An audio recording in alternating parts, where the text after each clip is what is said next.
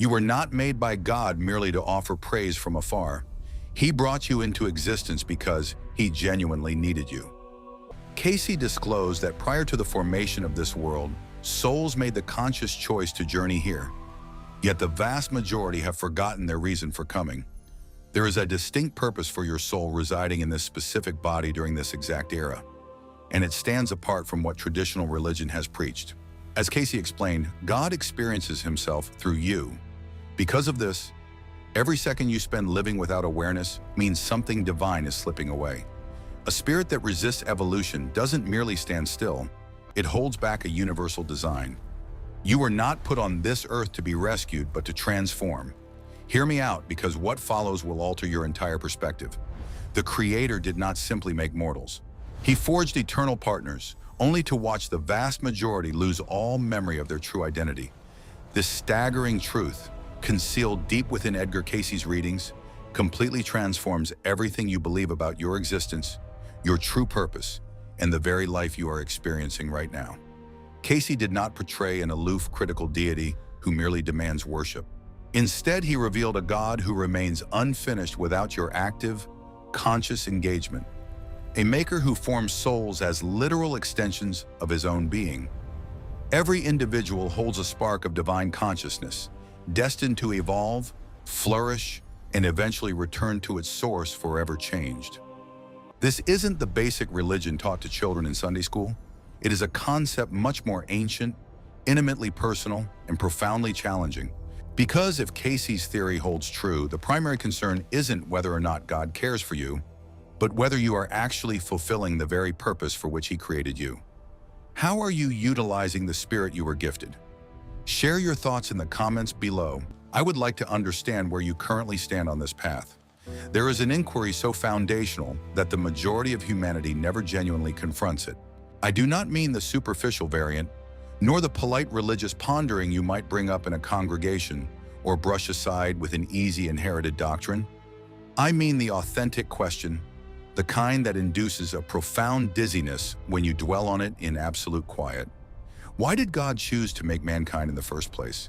Not the celestial beings, not the galaxies, nor the sprawling design of the cosmos. For what reason do souls walk within physical bodies through a realm of chaos, agony, splendor, and longing, fighting to recall a truth they cannot even name? For decades, Edgar Cayce entered deep trances to consult the Akashic records, a universal archive containing the history of every soul ever brought into existence. Yet his revelations concerning the dawn of humanity did not provide the gentle solace most individuals seek from spiritual teachings. Instead, the truth he shared required something far more challenging than mere reassurance. This was a call to profound greatness that the majority of souls are presently turning down. Cayce detailed how, at the very dawn of existence, long before the material cosmos took shape, God was simply pure, boundless, and all-embracing consciousness. Yet, as Cayce noted, this limitless awareness harbors an inherent urge to understand itself. In this view, God is not a state of unchanging perfection, but rather a vibrant, active presence constantly pursuing experience, manifestation, and connection.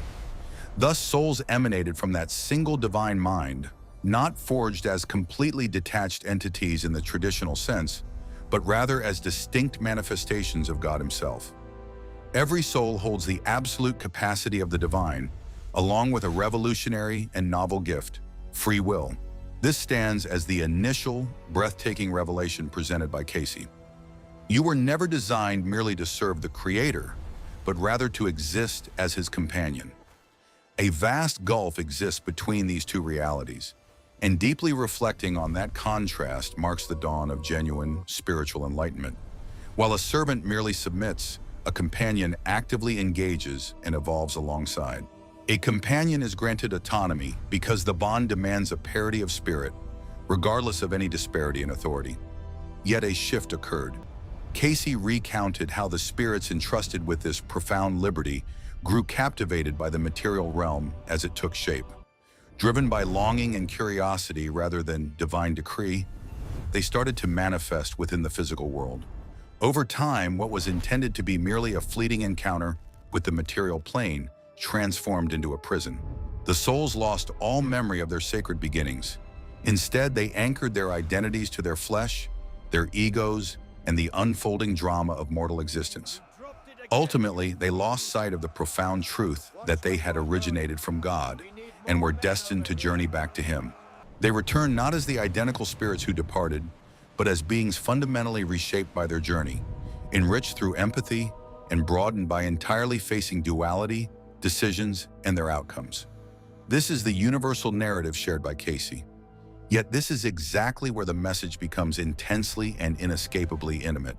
If you are breathing right now, your spirit made a conscious decision to incarnate. This is no mere figure of speech. Cayce made it absolutely clear. Chance simply does not exist within the spiritual domain.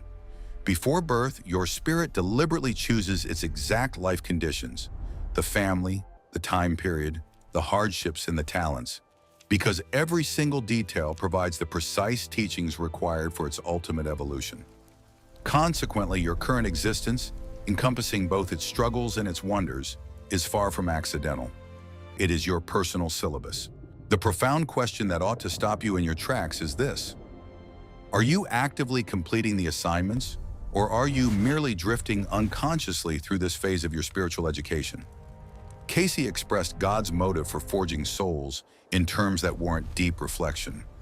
Souls are meant to be companions and fellow creators alongside the divine.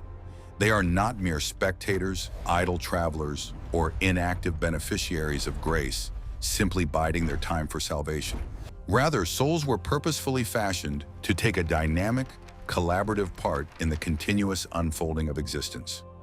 Whenever you bring beauty into the world, whether through a connection rooted in authentic love, art that guides others toward the truth, or a compassionate deed that eases another's pain, you are realizing the very reason you exist. You are the divine coming to understand itself through your actions, your decisions, and your very awareness. Yet when you turn away from this, when you shrink into fear, exploit others for your own benefit, or sleepwalk through your days without purpose, Cayce would tell you that you aren't just squandering your time. You are actually depriving the cosmos of a gift that solely you can provide. Your exact manifestation of this sacred awareness can never be replaced. There is no other soul that shares your exact blend of experiences, talents, karmic past, and future possibilities. Should you neglect to cultivate this unique identity, something is truly lost to the world. This is the exact point where Cayce's philosophy distinctly separates from passive spiritualities that boil everything down to mere acceptance and yielding. Certainly, Cayce held a profound faith in divine grace. Certainly, he pointed to Christ as the ultimate model of a spirit perfectly harmonized with the will of God. Yet he also made it perfectly clear that souls exist in this realm to labor, to make choices, to evolve, and to confront and transform their inner shadows. Grace is not a substitute for a soul's hard work, but rather the support that sustains them through it. This endeavor is purposefully guided toward love and insight, aimed at the slow erosion of selfishness and the broadening of compassion. Each new lifetime, Cayce pointed out, presents fresh chances to further this spiritual progression. Each connection, every hardship, and all moments of authentic decision-making act as a spiritual school where our inner being either draws nearer to its sacred source or drifts away. If these words resonate deeply with you right now, I encourage you to stop and take a breath. Reflect on the last 12 months of your life. Look past the curated moments you might share with the world and focus on your true internal reality. What portion of that time did you spend truly conscious of your greater purpose? Reflect on your decisions. How many were driven by authentic spiritual purpose rather than fear, a desire for comfort, or the heavy expectations of others? This is meant to inspire genuine honesty, not to induce guilt. After all, Cayce's God does not penalize souls for their shortcomings. Rather, he fashioned a universe so flawlessly organized that every occurrence, even every mistake, can be transformed into a stepping stone for growth. Yet this is only possible if the soul makes the conscious choice to utilize it as such. Free will is always the defining factor. If this message resonates with you, now is an ideal time to like the video and subscribe to the channel. We aren't just skimming the surface of spirituality here. Rather, we are uncovering the profound framework behind your very existence, sourced directly from Cayce's recorded sessions. There is still a great deal left to share. Cayce talked at length about Jesus Christ serving as the ultimate blueprint, the purest illustration of a completely actualized soul in human form. Rather than portraying Jesus as an anomaly of the human experience, he characterized him as its highest realization. According to Cayce's readings, Jesus was a soul who had experienced numerous incarnations, enduring struggles, and evolving over countless lifetimes until, during the life chronicled in the Gospels, he finally achieved perfect harmony between human and divine will. To Cayce, the resurrection was far more than a simple miracle. It was definitive evidence, proof that the physical realm is ultimately governed by the spiritual. This is evidence that the soul's true destiny is not mere expiration, but profound metamorphosis. Confirmation that the Creator's vision for our souls is genuinely attainable. This transformation is not limited to a rare handful of extraordinary individuals, but is available to anyone ready to embrace the shared journey of love, service, and the relinquishment of the ego. The route Cayce outlined is neither mysterious nor restricted to a spiritual upper class. Its fundamental demands are remarkably straightforward, even though living them out requires immense dedication. Love the divine. Love those around you. Throughout his readings, Cayce revisited these two tenets with a regularity that might appear unremarkable, unless one grasps just how revolutionary their actual practice truly is. Loving God means understanding that the divine is not an external entity demanding to be placated, but rather the fundamental core of your own being. Loving your neighbor means acknowledging that this identical sacred essence exists within every person you meet, no matter how deeply it is obscured by suffering, terror, or harmful actions. You achieve your true purpose when you value another person's soul as having infinite worth, not out of convenience, nor because they meet your criteria for merit, but because God resides within them just as surely as within yourself. Furthermore, Cayce brought to light an aspect of this spiritual path that modern spirituality frequently downplays. This process cannot be finished in just a single lifetime. According to Cayce's philosophy, the soul reincarnates, continually journeying back to the physical world until it masters the lessons it was meant to learn, embraces the love it was meant to feel, and evolves into the being it was destined to become.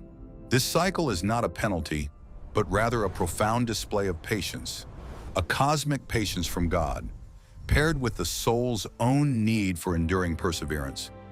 However, the vital takeaway for you in this very moment is this: your current existence is no mere practice run.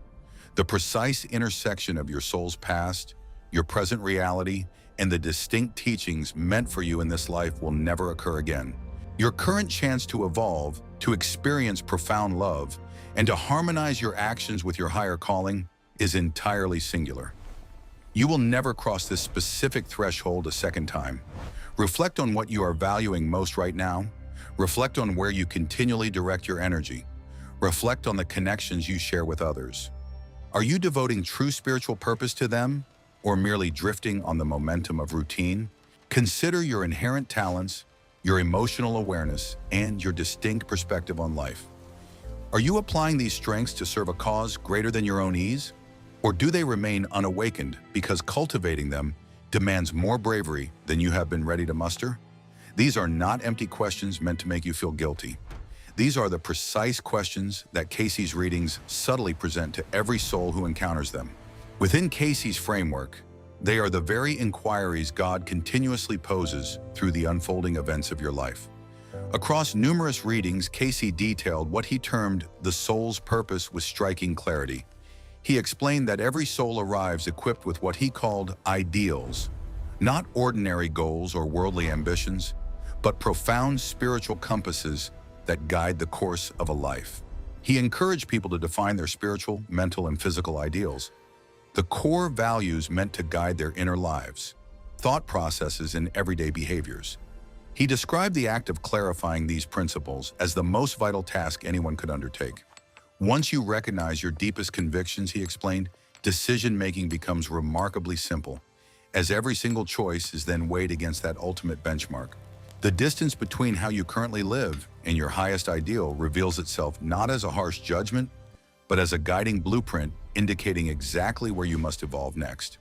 The true tragedy Cayce witnessed repeatedly was not found in souls who failed in spectacular ways, but in those who simply never inquired. They were souls who passed through whole lifetimes without ever pausing in true stillness to ask, what is my purpose? What was my spirit meant to achieve? Am I truly fulfilling the divine purpose God intended for me? These spirits are not doomed. Within Cayce's cosmology, no soul is ever damned forever. Instead, they come back, confronting the very same crucial lessons they once evaded, merely taking on new guises. They face the identical cycles of fear, the same injuries of ego, and the exact chances for love they previously rejected. The universe is remarkably patient and relentlessly persistent. Before we delve into the final and perhaps most challenging truth revealed by Cayce's readings, I invite you to share this video with anyone in your life seeking answers to life's profound questions. If these insights resonate deeply within you, please like the video and subscribe so we can continue this exploration together. The wisdom Cayce channeled during his trance states was never intended to be locked away in a vault. It was meant for this very moment, for those who are truly prepared to receive it. According to Cayce, the reason God brought humanity into existence is rooted in the very essence of love. By its very nature, love demands a recipient. A solitary, infinite consciousness cannot know love in its most complete form, as love relies on connection, generosity, and the unguarded, authentic meeting of two separate entities. Ultimately, God forged human souls simply to give love a destination. This was so the divine essence, inherently life-giving, deeply relational, and boundlessly creative, could achieve its ultimate manifestation through beings fashioned in its likeness, who possess the freedom to willingly return that love.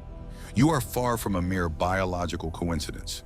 You are not just a fleeting configuration of atoms destined to fade into nothingness. Rather, you are a thought of the Creator made flesh, an entirely unique and irreplaceable embodiment of sacred love yearning to be realized. The compassion you offer to others, the devotion you pour into your vocation, and the quiet grace you cultivate within yourself when nobody is looking. This is the divine experiencing himself through your existence. With every authentic expression of love, the Creator makes himself whole. This is exactly why the way you choose to conduct your life carries such immense significance. It is not because a higher power is tallying your mistakes, nor because retribution looms for a faltering spirit. Rather, it is because whenever love is restrained, whenever empathy is denied, and whenever true presence is surrendered to mindless diversion, the sacred reason for your being remains unrealized. You sense this deep down, don't you? It is that faint, persistent hum beneath your everyday routine, the lingering feeling that a vital piece is absent, even when everything on the surface seems perfectly fine. That is your spirit recognizing the gap between your current self and the person you were meant to become. This inner unease isn't an issue to be fixed with a more efficient routine or another milestone. It is a guiding star. It is your innermost essence whispering that you are destined for greater things. God did not breathe life into your spirit simply to keep it at ease. He created it to be profoundly changed. That way, it could return to Him bearing the profound insight of a soul that willingly embraced love, even when surrounded by every excuse to turn away. You currently reside within the resolution to humanity's oldest inquiry. The true dilemma is not proving God's existence. Rather, it is whether you are prepared to live exactly as God meant for you to, completely, bravely, and with an open heart, directing every bestowed talent towards serving the world you inhabit. Cayce's readings refuse to give you an easy way out. They provide neither the comfort of a predetermined destiny nor the refuge of inaction. Instead, they tell you, there is a purpose to your presence here. You made this choice. God has entrusted you with this existence. How will you use it?